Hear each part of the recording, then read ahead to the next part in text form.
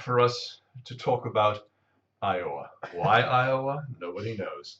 But it was quite a week. Monday night, they had the Iowa Caucuses, and the caucus, which is a primary state. Now, in a primary, it's like an election. You know, you go into a voting booth and you cast a little piece of paper, and away you go. But here in Iowa, it was a completely different circumstance. Iowa is sending 44 delegates to the Democratic convention. It's 95% white, rural, evangelical Christian. 2008, they voted for Mike Huckabee and Obama on the Democrat side, and in 2012, they voted on the Republican side for Rick Santorum and President Obama. So, it was funny when Dingell tweeted, congratulations, Ted Cruz. You will join the ranks of President Huckabee and President Santorum. Basically, Iowa meant nothing. But it's a polling nightmare because it only has 3 million voters. It's not representative. You can't swing a dead cat without hitting a candidate during the caucus season. And we started Monday with 12 Republicans and 3 Democrats. And today we now stand at 9 Republicans and 2 Democrats because Huckabee, Paul, and Santorum are out on the Republican side, and O'Malley is out, all as a result of this. Now, I had the good fortune to interview Jeanine Mollof, and here's what she had to say about the caucus experience. Joining us on the program is our good friend Jeanine Mollof. Now, Jeanine has left her base in St. Louis, and tonight she is in eastern Iowa in the city of Davenport, and she's literally speaking to us moments after both Bernie Sanders and Hillary Clinton have claimed success in tonight's Democratic primary. Tell me a little bit about what the atmosphere and experience is like there, Jeanine. Oh, the atmosphere is absolutely jubilant. The Bernie campaign is absolutely just thrilled. You have to remember, Bernie came up from practically nothing. And to come up from nothing and be in a dead heat with Hillary Clinton, who's had every advantage, is unheard of in just, 5, 6 short months? She had like a 70-point lead or something over him, and now to see it reduced to essentially a dead heat. What is the caucus process like for those who are not familiar with it here? The caucus itself is basically, they have some set rules, but it's kind of like picking teams. Iowa law allows anybody, whether a Republican or Democrat or Independent, to register right at the door. So where were you able to watch the caucus from? Did you actually go to one of the caucus voting sites? Yes, I actually was allowed to go and be an observer. We're in Davenport right now. Help listeners here in the UK understand, we're used to a situation where you cast a vote by walking into a polling center, making a mark on a document or pulling a lever somewhere, and then your vote is recorded and they're counted later. But how does it work now for this caucus? The way it works is you go by precinct, and you can register at the door.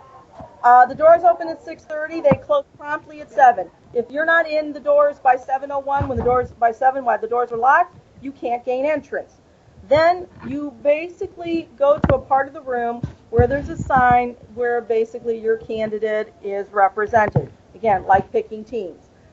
They take a rough count, and then once a candidate has viability, which is at least, I believe, 40%, then they can actually try and convince other people to come over to their team. Now, there's several rounds. Sounds so much like, choosing up sides for basketball or for some sport team in like picking sports teams. Basically, then they do a count, and the count is very important. There's a lot of convincing that goes around back and forth, and when the final count is taken, then there's a mathematical formula that determines based on how many votes they got for each candidate, how many delegates they get to the convention. This does not include the superdelegates. Superdelegates are unpledged delegates that actually don't have to reflect the voting of the majority. Right, and Iowa's a relatively small state, so you only have superdelegates there for about a half a dozen people, if I remember correctly, right? Right, and the reason Iowa is important is it's been believed that the jump they get from Iowa, since it's such an arduous process, gives momentum to New Hampshire and North Carolina, and then Super Tuesday. It's a fascinating process, Jeanine.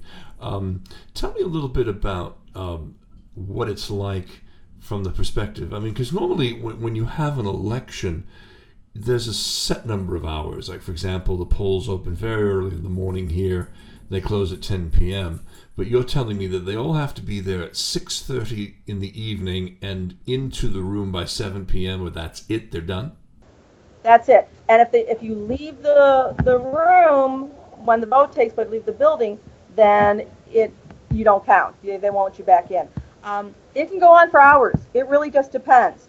There is no set time. It takes as long as it takes. They were saying, at least you probably haven't seen that information, that the turnout was significantly higher this year. I would say that this candidacy, the Sanders candidacy, has electrified the people in a way, I'd say it's beyond the scope of Barack Obama. Because Senator Sanders is not a charmer necessarily. He's running on his record, a solid record. And because of that, he's made Grumpy cool. well, you know what, and he is. But the bottom line is, at the end of the day, when you check voting records, he is so consistent. He has consistently backed the little guy. He was against NAFTA. He was against TPP, and he never backed down.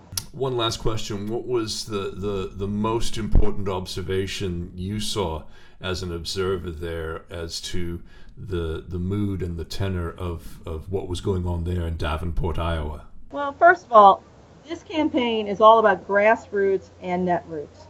And I mean grassroots, people coming. You stay with locals if you don't have money. This is not about a rich man paying enough money to get to go to a fundraiser and hobnob with the rich and famous. This is the real thing. The tenor is such. The tenor in this campaign has been one of caring and worrying about their fellow man, the idea of a fair deal, the idea that, like I said, a repudiation of greed and corporate governance, and the idea of a true democracy. Well, Jeanine, thank you.